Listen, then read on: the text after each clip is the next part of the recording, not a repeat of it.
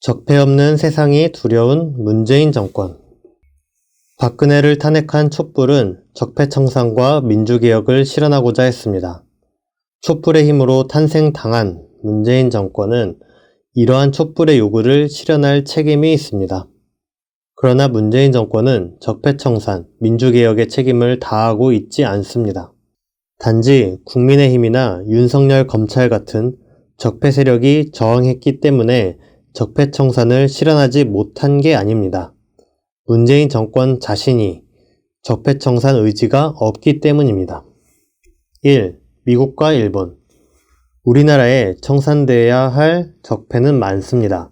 국민의힘 당을 필두로 검찰, 사법적폐, 언론, 재벌 등이 있습니다. 하지만 적폐 중에 으뜸 적폐는 미국입니다. 미국은 한국 정부의 사사건건 자신의 승인을 받아 행동하라고 강요하는 침략적인 세력입니다. 미국은 1945년 8.15 광복 후 우리나라에 들어올 때부터 조선 영토를 점령한다며 자신을 점령군이라 밝혔습니다. 더글라스 맥아더는 조선인민에게 고함이라는 포고문 제3조에서 남한 국민은 나의 명령에 복종해야 한다고 윽박질렀습니다. 미국은 한국 사회의 가장 근본적인 적폐라고 할 수 있습니다. 우리는 8.15 광복 후 친일파를 청산하지 못했습니다. 미국이 친일파를 등용해 대한민국을 통치한 탓입니다. 친일 세력은 점령군 미군정의 빌부터 해방 후에도 주요 요직을 차지했습니다. 예컨대 경찰 간부 중 친일 경찰 비율은 82%에 달했습니다. 군대에서는 1대 육군 참모총장부터 21대 육군 참모총장까지 모두 일본군 출신이었습니다. 친일파들은 일제가 패망했음에도 오히려 한 단계씩 승진해서 온갖 부귀 영화와 권세를 누렸습니다. 반면 김구 같은 상해 임시정부 요인들은 8.15 광복 후 대한민국에 입국하면서 임시정부 이름을 쓰지 못한 채 개인 자격으로 입국해야 했습니다.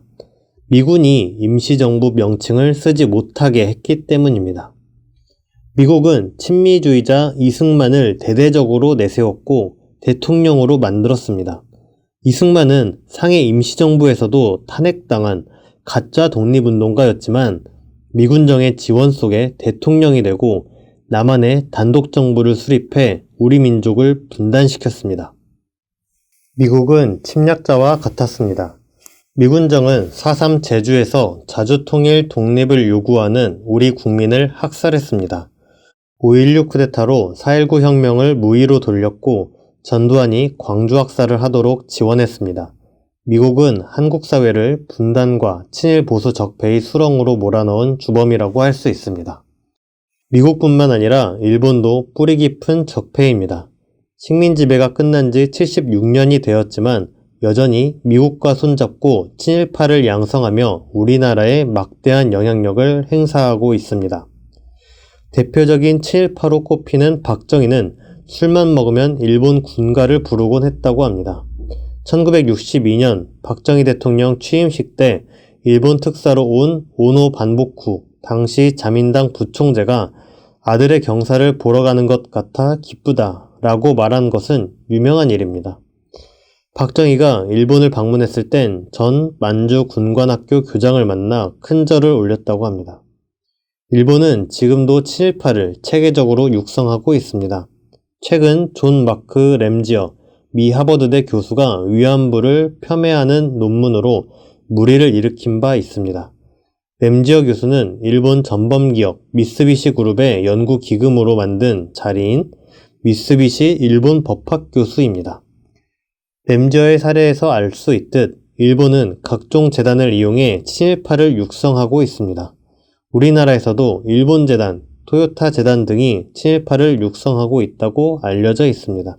예컨대 안병직이라는 교수는 토요타재단에 돈을 받은 교수인데 이 안병직 교수의 제자가 오늘날 반일 종족주의라는 책의 저자인 이영훈입니다. 겉으로 드러나는 건 빈산의 일각일 것입니다.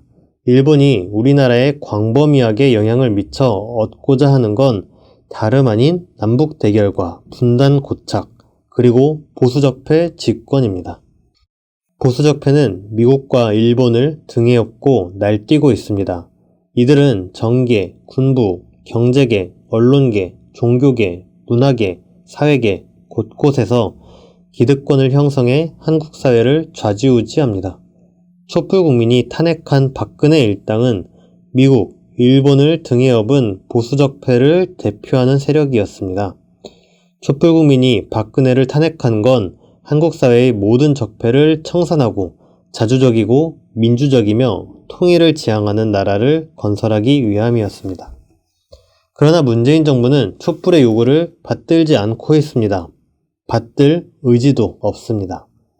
문재인 정부가 미국의 승인 정책을 추종하고 있다는 것은 지난 글에서 이야기했기 때문에 자세히 다루지는 않겠습니다. 미국은 승인 정책으로 문재인 정부를 통제합니다. 문재인 정부가 어떤 정책을 입안해 미국에 보고하면 미국이 허락할지 말지 결정하는 식입니다. 문재인 정부는 미국의 내정 간섭에 저항해야 마땅하지만 오히려 미국의 승인 정책을 추종합니다. 일본에 대해서도 마찬가지입니다. 2019년 일본이 경제 침략을 했을 때 문재인 정부는 한일 지소미아 파기를 선언함으로써 일본에 정정당당히 맞서 싸우려는 듯 했습니다. 아시아투데이가 2019년 8월 1주차에 한 여론조사를 보면 한일 지소미아를 파기해야 한다는 주장이 61.5%에 달했습니다.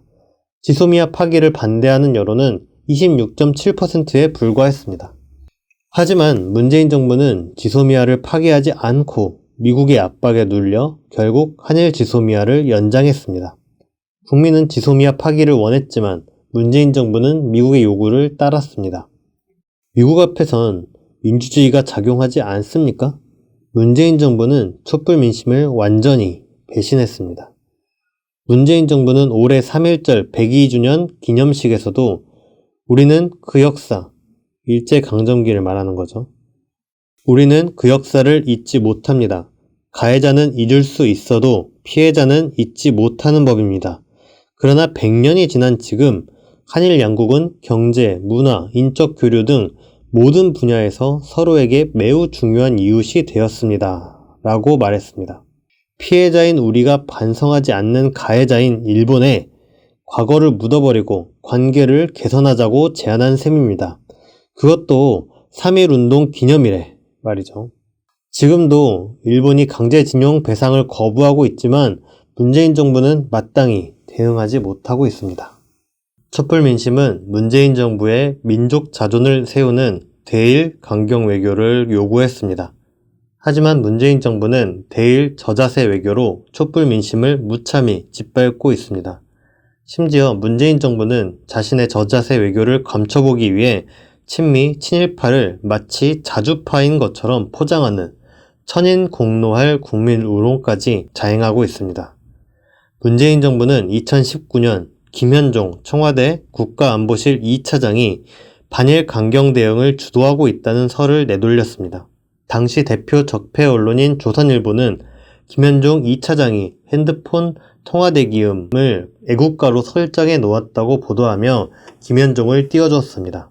그때 조선일보는 청와대 관계자를 인용해 일본의 수출 규제 조치 공세에 맞서 나라를 지키는 철갑 역할을 하겠다는 의지의 표현이라고 추켜 세웠습니다. 그러나 김현종은 미국의 이익을 대변하는 검은머리 미국인으로 유명한 자입니다. 한미 FTA는 김현종이 미국을 위해 한국을 팔아먹은 대표적인 예입니다. 노무현 전 대통령은 한미 FTA에 소극적이었는데 김현종이 노무현 전 대통령을 설득해 한미 FTA를 추진했다고 합니다. 김현종이 한미 FTA를 적극적으로 추진한 건 미국을 위해서입니다. 위키리크스가 폭로한 미국의 외교 전문에 따르면 알렉산더 버시바우 당시 주한미 대사는 김현종이 미국을 위해 죽도록 싸웠다라고 평가했습니다. 일례로 한국이 정책을 발표하기 전에 미리 미국에 알려줘서 한미 FTA 협상에서 대응할 수 있도록 시간을 벌어주었다고 합니다. 그런데 청와대는 이런 검은머리 미국인 김현종을 대일 강경 대응을 주도한 자주파인 것처럼 선전해 국민을 속이려 한 듯 합니다.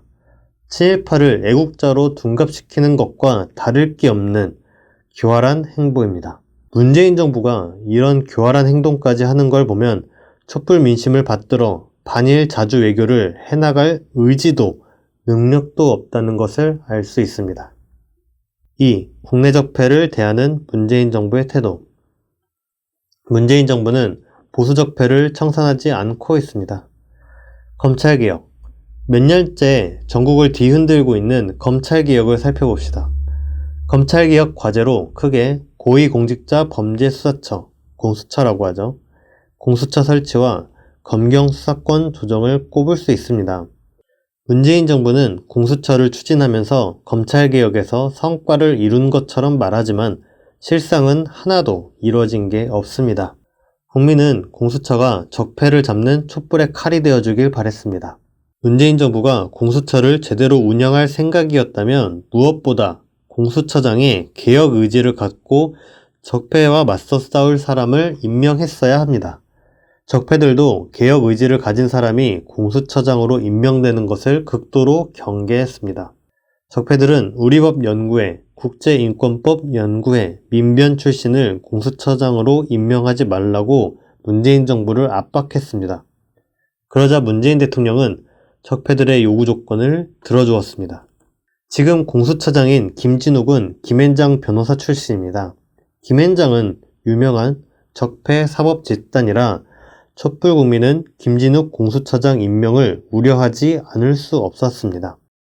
투기자본감시센터는 부패재벌과 결탁해 권력형 부정부패 범죄를 야기한 김앤장이 공수처의 핵심 수사 대상이라며 김앤장 출신 김진욱을 공수처장 후보로 지명한 건 국민 모독이라고 반발했습니다. 우려 속에 임명된 김진욱 공수처장은 여운국 변호사를 공수처 차장으로 지명했습니다. 이 또한 논란이 일었습니다. 여운국은 박근혜 정권의 민정수석인 우병우를 변호한 인물이기 때문이었습니다. 또 여운국은 기무사가 계엄령을 검토했다는 사건을 맡아 기무사를 변론하기도 했습니다. 안민석 민주당 의원은 SNS에 공수처를 참 어렵게 출범시켰고 검찰개혁, 사법개혁에 대한 국민의 기대가 구체적 실체를 보일 것을 기대하게 되었다. 그런데 공수처 차장에 우병우 변호사를 단수 추천한다니 도대체 이게 어찌된 영문인지 뭐 하자는 건지 개탄스럽다 라고 반발하기도 했습니다. 하지만 문재인 대통령은 여운국 변호사 공수처 차장 임명안을 제거했습니다. 이러니 촛불국민은 공수처에 큰 기대를 걸었지만 지금 이런 기대는 온데간데 없이 사라지게 되었습니다. 이번엔 검경수사권 조정을 봅시다. 2020년 1월 검경수사권 조정안이 국회를 통과하자 국민은 이제 검찰은 수사를 하지 않는 줄 압니다. 하지만 현실은 그렇지 않죠. 검찰은 부패범죄, 경제범죄, 공직자범죄, 선거범죄, 방위사업 범죄, 대형 참사 범죄 등에 대해서는 종전과 같이 수사권을 갖고 있습니다. 권력층을 대상으로 하는 알짜배기 수사 권한은 여전히 검찰이 가지고 있는 셈입니다. 그래서 경찰 중엔 이번 검경수사권 조정을 오히려 계약으로 보는 이들도 있습니다. 검찰이 권력에 도움이 되지 않는 사건은 경찰에게 주고 자신들은 알짜배기 사건에만 집중하게 되었다는 것입니다. 그래서 일부 경찰은 심지어 정부가 검경수사권 조정에 대해 재고해 주길 부탁한다 라고 호소하기까지 했습니다. 이렇게 문재인 정부는 허울뿐인 검경수사권 조정을 해놓고도 검찰개혁을 했다고 홍보합니다. 문재인 정부는 이제 중대범죄수사청, 중수청을 설치하겠다고 합니다. 지켜봐야 할 일이지만 공수처 설치 과정을 보면 큰 기대를 하진 않게 됩니다. 공수처든 중수청이든 중요한 건 그걸 끌고 가는 사람입니다. 적폐와 타협하지 않고 인권과 헌법 가치를 수호해온 법률가들이 공수처장, 중수청장을 맡아 적폐를 청산해 나가도록 해야 합니다. 그러나 문재인 정부는 개혁기관 수장 자리에 적폐 청산의 의지가 없는 기득권 인사를 임명하고 있습니다. 조금만 진보적인 사람을 임명하려 해도 보수 적폐가 편파적이라며 비난하면 문재인 정부는 뒷걸음질 치는 것입니다. 객관성, 중립성 운운하다 도로 적폐가 권력을 차지하는 셈입니다. 이것은 해방 직후 친일 청산을 하라고 반민특위를 만들었는데 반민특위 위원장이 친일파를 앉히는 꼴입니다. 언론개혁. 모든 촛불 세력이 하나같이 요구하는 게 바로 조중동 적폐 언론 퇴출입니다. 하지만 여전히 적폐 언론은 건재합니다. 적폐 언론을 청산할 방법이 없어서 이들이 건재한 걸까요? 그렇지 않습니다. 문재인 정부는 적폐 언론을 합법적으로 하나하나씩 퇴출할 기회가 있었습니다. 작년 4월 TV조선은 종편 재승인 심사 결과 방송의 공적 책임, 공정성의 실현 가능성 및 지역, 사회, 문화적 필요성 항목에서 점수가 미달해 사업 재승인 요건을 채우지 못했습니다. 채널A는 재승인 기준 점수를 넘기긴 했지만 검언유착 의혹으로 취재윤리를 위반한 사실이 문제가 돼 재승인을 받지 못하는 상황이었습니다. 기준대로라면 TV조선과 채널A는 종편 허가를 받지 못해 사라져야 했습니다. 그러나 TV조선과 채널A는 요건이 안 되는데도 재승인을 받았습니다. 이 정도면 문재인 정부가 탈법, 불법을 저질러 종편을 지켜준 것과 다름없었습니다. 문재인 정부는 종편 특혜를 없앨 수도 있지만 지금도 없애지 않고 있습니다. 이명박 정권과 한나라당은 종편을 만들면서 엄청난 특혜를 몰아주었습니다. 종편은 지상파와 달리 방송 중 중간 광고를 넣을 수 있습니다. 그 탓에 오늘날 지상파는 드라마 한 편을 두 편으로 쪼개 나눠 방영하는 편법을 쓰게 되었습니다. 종편에 주어진 불공평한 특혜 때문에 생긴 기현상입니다. 종편은 채널 번호도 15번에서 20번 등 상위권 번호를 받았습니다. 또한 종편은 공영방송보다 광고 유치에도 유리합니다. 공영방송은 한국방송광고진흥공사를 통해 광고를 유치하지만 종편은 직접 광고를 유치할 수 있기 때문입니다.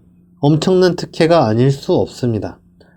이런 종편 특혜는 180석을 가진 민주당이 없애면 됩니다. 문재인 정부는 종편 재승인을 합법적으로 취소할 수도 있습니다. 그러나 문재인 정부와 민주당은 이런 조치를 하지 않고 있습니다. 그 대신 가짜뉴스 처벌법을 만든다는 등 새로운 법을 만들겠다며 분주합니다. 왜 문재인 정부는 적폐 언론을 퇴출하지 않는 것일까요? 문재인 대통령은 조선일보, 동아일보가 없는 세상이 두려운 것입니다.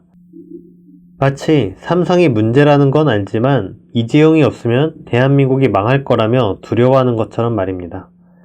조선일보와 동아일보를 없앤다는 게 가능한 일인지도 의심스럽고 조선일보와 동아일보가 없는 대한민국이 있을 수 있나 하는 두려움에 젖어 있습니다. 그래서 기껏 대안을 낸다면서 진보 종편을 만들어보자는 한심한 넋두리만 하고 있습니다. 부동산 문제가 시끄럽습니다. 부동산은 문재인 정부 임기 내내 큰 문제였습니다. 부동산 시장을 안정화하는 것은 대한민국 국가 발전을 위한 절체절명의 과제입니다. 대한민국은 건전한 노동과 실력이 아니라 오로지 투기로만 돈을 벌 수 있는 투기공화국이 되었습니다. 기본소득당 용해인 의원에 따르면 2019년 부동산 불로소득 규모는 352조 9천억 원으로 국내 총생산 GDP의 18.4%에 달한다고 합니다. 2014년 삼성, 현대차, SK, LG 4대 그룹이 창출한 부가가치가 GDP의 10%에 그쳤다고 하니 부동산 불로소득이 얼마나 큰 규모인지 짐작할 수 있습니다. 재벌을 비롯해 적폐란 적폐는 모두 부동산으로 재산을 증식합니다. 삼성, 현대, 롯데, SK, LG 5대 재벌 그룹이 소유한 부동산 가격은 2018년 73조 2천억 원이나 됩니다. 국민의힘 부산시장 후보로 출마한 박형준과 그의 가족은 LCT로 40억 원이나 시세 차익을 본 상태라고 합니다. 부동산 문제는 부익부 빈익빈을 고착화하는 망국병입니다. 노동자 임금은 부동산 불로소득보다 적죠. 집이 있는 사람과 집이 없는 노동자의 경제 격차는 시간이 갈수록 더욱 커집니다.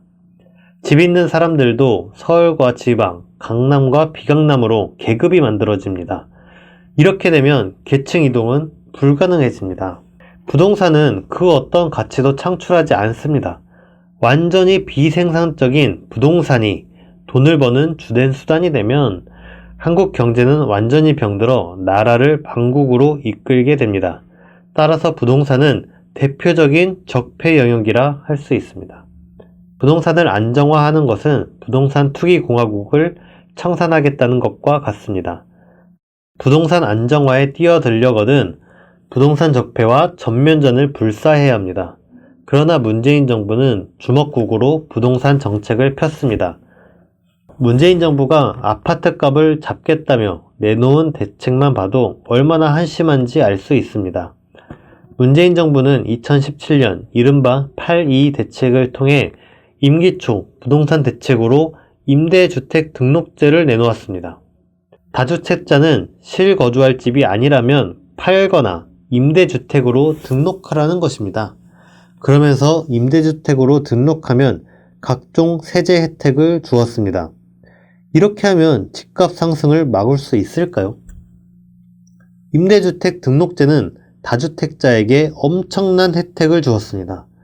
MBC 피의수첩은 서울 목동에 12억 원 아파트 한 채를 보유한 사람과 서울 가양동에 아파트 100채를 보유하고 임대사업자로 등록한 사람의 세금을 비교해 봤습니다.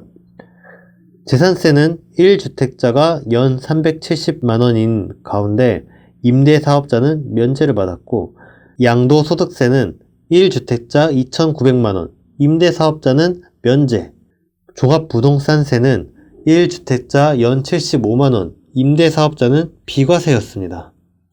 투기꾼들이 이 정책을 보고 과연 집을 팔겠습니까? 상식을 가진 사람이면 이 정책이 오히려 투기를 부추기게 되리라는 걸 쉽게 알 수 있습니다. 실제로 다주택자들은 집을 마구잡이로 사들이기 시작했고 부동산은 끝없이 폭등했습니다. 문재인 정부는 이런 정책을 대체 왜 편 것일까요? 아마도 문재인 정부는 미국의 정책을 따라한 것 같습니다. 미국은 주택시장을 활성화하기 위해 민간이 주도하는 임대주택 건설에 나섰습니다. 그러면서 저소득층용 임대주택 세액공제 프로그램을 도입했습니다. 문재인 정부는 미국이 하는 정책이니 좋은 정책이라고 믿고 따르는 듯 합니다. 그런데 미국은 부동산 정책 실패로 2008년 미국 자신은 물론이고 전 세계의 경제 위기를 불러온 나라입니다. 그런 나라를 따라서 임대사업자 활성화 정책을 부동산 안정화 대책으로 내놓는 얼빠진 사람이 어디 있습니까? 문재인 정부는 임대주택 등록제에 대한 비판이 워낙 거세자 결국 이 정책을 폐기할 수밖에 없었습니다. 문재인 정부는 이제 공공임대주택 공급 활성화를 부동산 대책으로 내세우고 있습니다. 부동산을 안정화하기 위해서는 공공주택 공급을 기본 방향으로 잡는 게 맞습니다. 국가나 공공기관이 주택을 소유하되 개인이 싼 값에 사용할 수 있는 주택을 대규모로 공급하면 부동산 가격을 안정화할 수 있습니다. 이명박 박근혜도 보금자리 주택이라는 공공주택 공급 정책을 폈습니다. 그런데 이명박 박근혜는 공공주택을 민간에 분양해 주었습니다. 분양받은 사람은 보금자리 주택을 팔 수 있었죠. 이건 일반 주택이나 별다른 점이 없습니다. 보금자리 주택은 집값 안정은커녕 오히려 투기의 대상이 되었죠. 부동산을 잡기 위해선 공공주택을 분양해 주는 게 아니라 임대해야 합니다. 정부나 공공기관이 땅과 주택을 갖고 입주자는 싼 값에 원하는 기간만큼 사용해야 투기 대상으로 전락하지 않습니다. 이런 식으로 양질의 공공임대주택을 건설해 공급하면 부동산 가격은 잡힐 수밖에 없습니다. 간단하고 당연한 정책이지만 부동산을 안정화하겠다는 문재인 정부는 이런 간단한 정책도 펴지 않다가 임기 말에 와서야 정책 전환을 했습니다. 문재인 정부는 LH 사태도 사전에 막을 수 있었습니다. 정치권에선 벌써 10년 전부터 공직자가 직무를 수행하는 과정에서 사적인 이익을 추구하지 못하도록 하는 이해충돌 방지법이 화두에 올라 있었습니다. 이해충돌 방지법은 2019년과 2020년에도 국회에 재차 발의되기도 했습니다. 이재명 경기도지사는 부동산 백지 신탁제를 제안하기도 했습니다. 백지 신탁이란 이해관계가 전혀 없는 제3자가 자산을 관리하는 걸 말합니다. 고위공직자에 임명되면 부동산을 매각하거나 혹은 백지 신탁하는 제도를 두자는 것입니다. 이와 비슷한 제도도 이미 존재합니다. 주식에 대해서는 2005년부터 백지 신탁제가 운영되고 있습니다. 문재인 정부는 이렇게 다양한 정책이 나왔음에도 여태껏 추진하지 않고 묵혀두었습니다.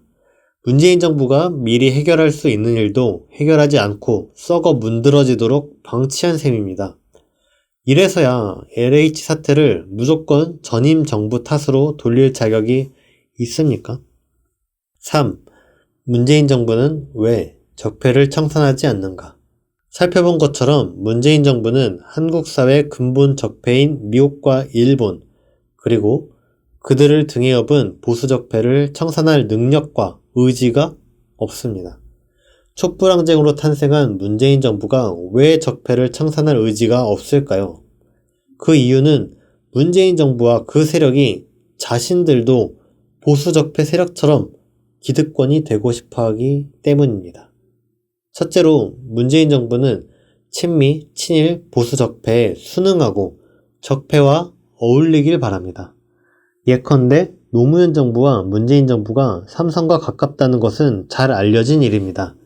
참여정부라는 명칭도 삼성에서 나왔다고 하며 홍석현 등 삼성 관계자가 정권에 포진되기도 했습니다.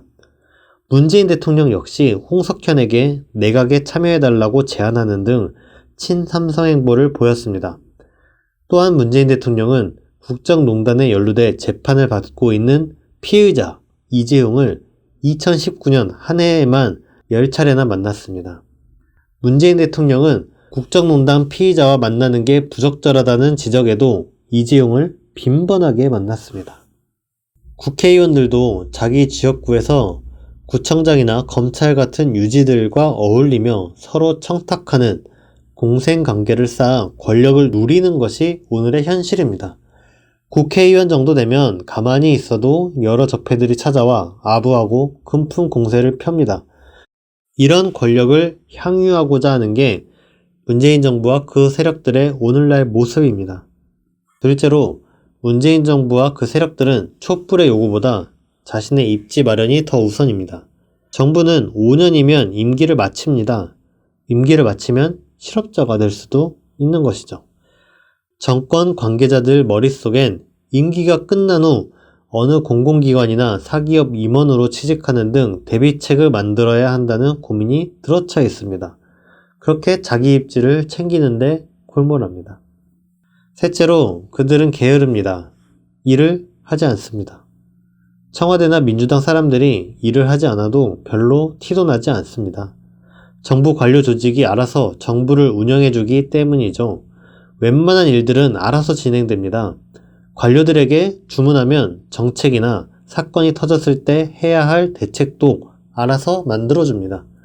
문제가 불거지고 공격을 받으면 그때그때 땜질 처방하는 정도로만 일하며 원성만 가라앉히면 그만이라고 여깁니다.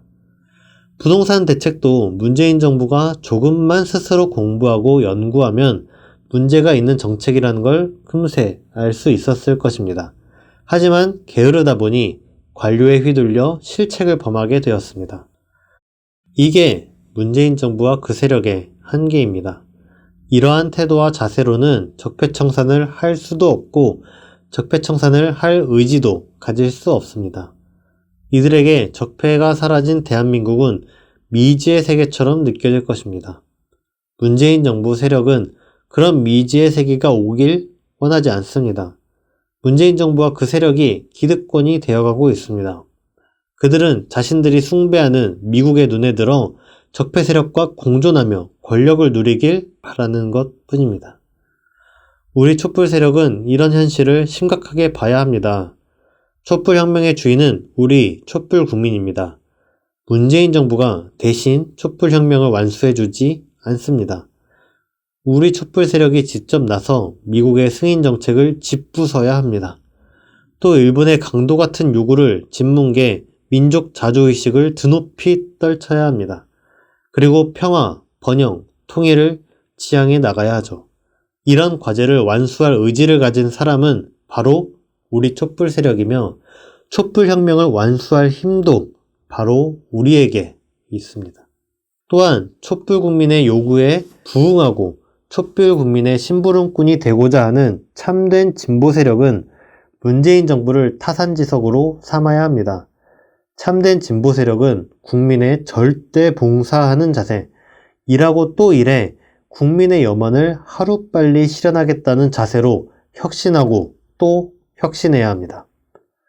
촛불 국민의 요구보다 좌파의 요구를 앞세우는 분파주의를 척결해야 하고 진보 세력 내부에 있는 부정부패 현상을 송두리째 혁파해야 합니다. 허구한 날 술을 먹고 늘어진 채 제대로 일을 하지 않고 허송세월하는 나태한 현상도 철저히 극복해야 합니다. 진보 세력이 촛불 국민을 하늘처럼 여기고 촛불 국민을 위해 자신의 모든 것을 다 바쳐 싸우겠다는 자세로 무장하는 것. 바로 이것이 친미, 친일, 보수적폐를 청산하고 문재인 민주당을 극복해 촛불 국민의 요구를 실현하고 전진시키는 그 시작입니다. 오늘 아침 햇살은 여기까지 하도록 하겠습니다. 감사합니다.